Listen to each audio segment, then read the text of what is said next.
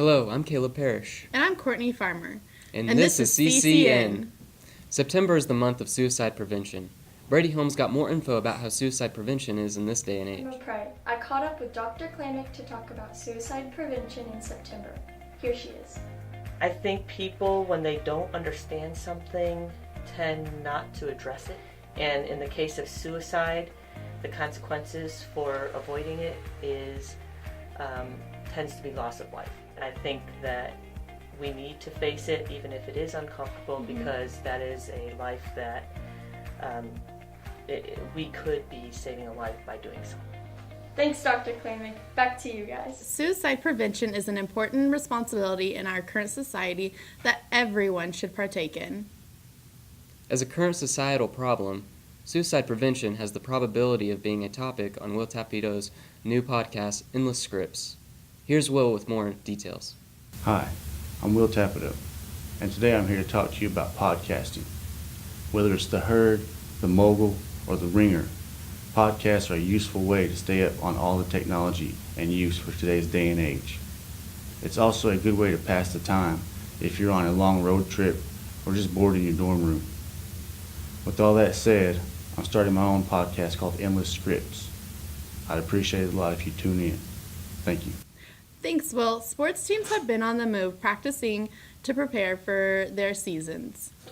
We're really excited about the group that we have. They are working really hard for us. They're representing the program the way we want them to, and all in all, they're doing a great job. You're always excited for a new season, new team. A lot of changes, a lot of adjustments. You're just trying to get ready for the year, but you're always excited with the new group. The recruiting class that we have in cross country, we're real strong with Coach Adler. On the men's side, I'm really deep and strong with the track and field group. Coach Glenn is kind of coming in, didn't really get to recruit much, but he has a couple of kids in, and so we're okay. On the ladies' side, we're not quite as deep as we are the men, but we've got some really good quality. Well, expectation is always to be to compete at a high level. Your conference championships are always on there. Going to the national tournament's always on there. Those are always goals here, and that's been the goals here at Cali for years.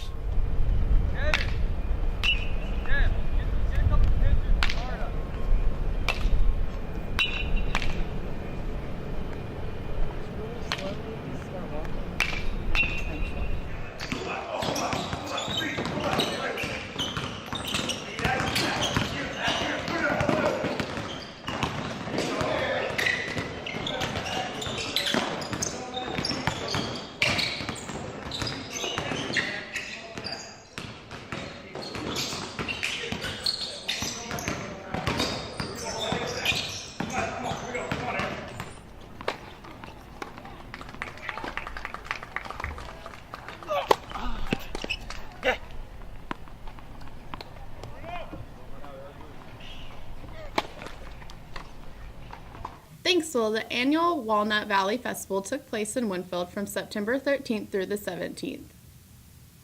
Some students and faculty joined in on the Bluegrass festivities. Here's Jenna Nichols with the scoop. My name's Jenna Nichols, and today I sat down with Jacob Archer to talk about his experience at the Walnut Valley Festival. This year at the festival, I just hang out with my friends and kind of got away from school and could just have some fun. I've been attending the festival for about 3 years now, and it's been really nice. But this year is the only year that I've really been down there for the full festival. Thanks, Jacob, for sharing your experience. Back to you guys. Walnut Valley Festival wasn't the only festival that happened in September. The Free Food Festival, hosted by the Media Club, highlighted Constitution Day on September 18th. Thanks, guys. Constitution Day is September 17th, but the Media Club will be celebrating it September 18th, so students can join in on the festivities. I met with Felipe Escalante, the president of Media Club, and Meg Smith, the advisor of Media Club, to get the scoop. Take a look. So Constitution Day for me is mostly an awareness on what we have as rights as citizens. I'm actually the first person born in my family in the U.S. So it's, I kind of grew up, with my brothers coming to the United States and then getting their U.S. citizenship. What the media does with Constitution is we are the ones that are running the event and also promoting it as well. Our goal is to promote the awareness of our rights that we have as U.S. citizens. Media Club celebrates Constitution Day by buying pizzas and giving away free food to all of our students. The whole idea behind it is that we focus in on the First Amendment, and the First Amendment covers freedom of the press, freedom of speech, freedom of religion, those types of things. And so the whole purpose of giving away free food is to get students to pay attention to their First Amendment rights and other rights that come in under the Constitution. Being the only person in my family to be born in the U.S. has given me the opportunity to see both sides. Of not coming from a country that doesn't have as many rights as a person does here in the U.S. And that's what it means for me. Constitution Day is just a day of being aware of having those rights. Thanks, Felipe and Meg. Well, that's the scoop on Constitution Day. Back to you guys. Thanks, Brady. The Constitution sure has had an impact on our lives. Speaking of impact, Leah Darnell got some information over the impact group on campus. Take it away, Leah. Sometimes it's difficult to keep up with homework, clubs, and sports. But through the impact program, they're there to help you have that extra push. I caught up with Roxana James and Diane Flickinger to get the scoop on the program, as well as Isabel Perez to get her perspective on the program. It's a government-funded student access program. It started in the rights movement in the 1960s. Level of program, there are 3 qualifications, and you only have to have 1 to apply for the program. First generation, and the government's definition of a first generation college student is someone whose parents don't have a bachelor's or 4-year degree. The second way to qualify for this program is receiving a Pell Grant. And then the last way to qualification for a program is academic need or some type of disability service you've received in the past that has to do with academics. We are getting very tight with our spaces, but we are still accepting, and even if we don't have a spot at the moment, something could come up in the future and then we would contact you. If we don't know you're there, then we don't know that you're interested in being a part of the program. Absolutely. Our objectives, we have objectives that were written in our grant. Our persistent rate is 65%. Our academic standing rate is 85%. That means that 85% of our students will be in good academic standing. Our graduation rate is 40%, and our transfer rate is 25%. As a student success program, we try to meet every unique individual's needs, but the majority of our service is tutoring. We do have professional tutors. We tutor every topic that's taught on this campus. If it isn't something we feel comfortable with, then we will hire tutoring. Nothing costs a student to be in this program. We offer equipment. We offer academic coaching. We are in charge of transfer visits for students to look at and shop for universities.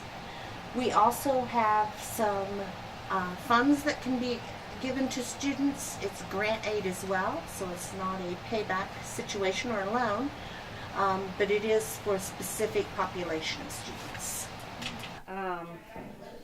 I was working with GED here at the college with the adult education, and that's when Impact was over there under the library, and the job opening came up, and I saw the application and what the requirements were. These were the best requirements ever because I felt like I fit everything there. I said, this is the job for me. And it has been proven to be true.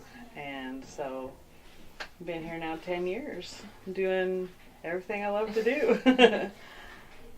I like visiting with students. I like seeing the light bulb go on. I just like to guide and listen and give advice to young adult people. It's very fulfilling to me.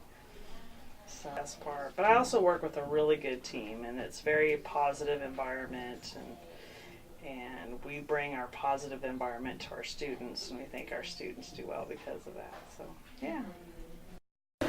I decided to join Impact because it's kind of a branch off of AVID, which I was in high school into it. With being the first generation to go to college, it definitely helps guide me, and I felt like it's definitely like a firm foundation to have. I'm hoping to achieve, like I already have my own desires to get like good grades and everything like that, but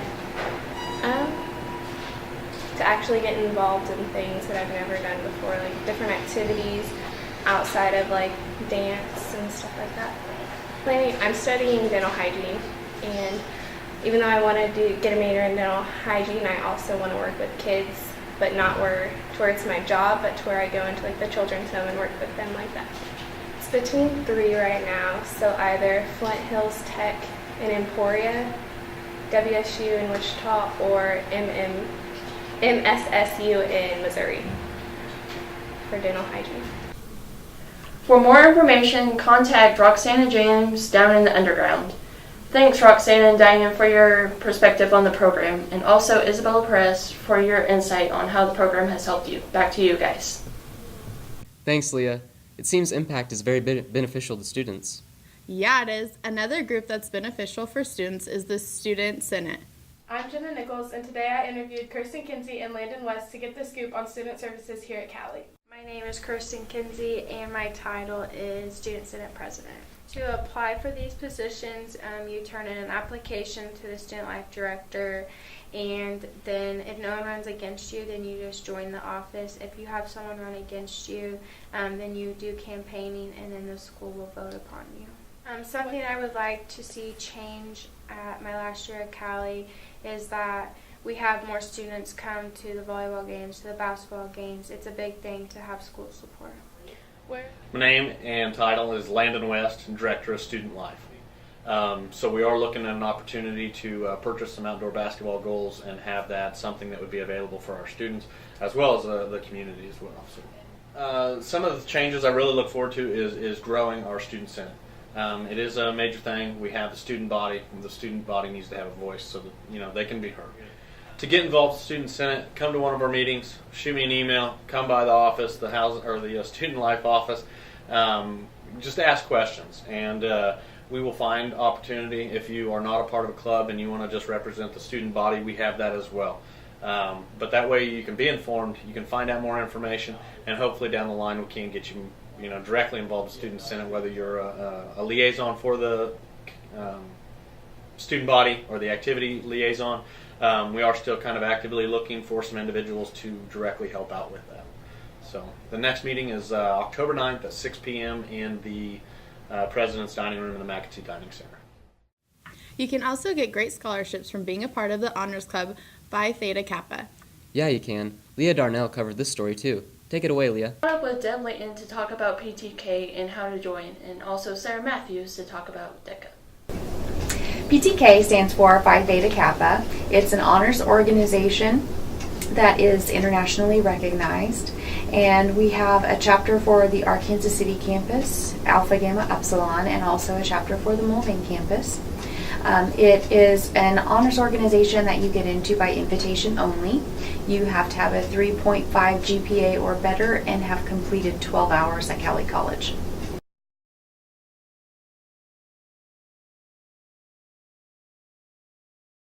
So DECA is an educational club, and it's been around for about 70 years. It is in the high schools, and then we have the collegiate DECA aspect of it. So it's just an organization for students, for emerging leaders, and it covers the areas, career clusters for students who are interested in marketing, management, business administration, finance and accounting, and hospitality and tourism.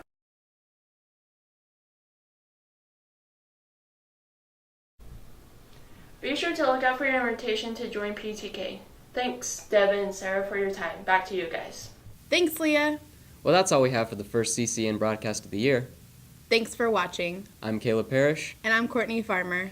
And that's the No for now.